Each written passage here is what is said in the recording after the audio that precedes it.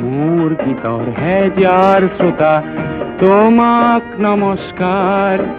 গীতৰ সভাত তুমিয়েতো প্ৰধান অলংকাৰ। মহাবাহু ব্ৰহ্মপুত্ৰ মহামিলনৰ তীৰ্থ, কত যুগ ধৰি আহিছে প্ৰকাশী সমন্বয়ৰ অৰ্থ।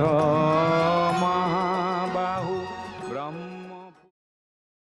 মানুহৰ বাবে যদিহে অকণনে ভাবে, অকণি সহানুভূতিৰে ভাবিব কোনে নোকোৱা সমনীয়া মানুহে মানুহৰ বাবে।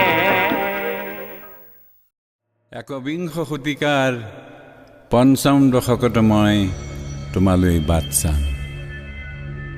একবিংশ শতিকাৰ পঞ্চম দশকত মই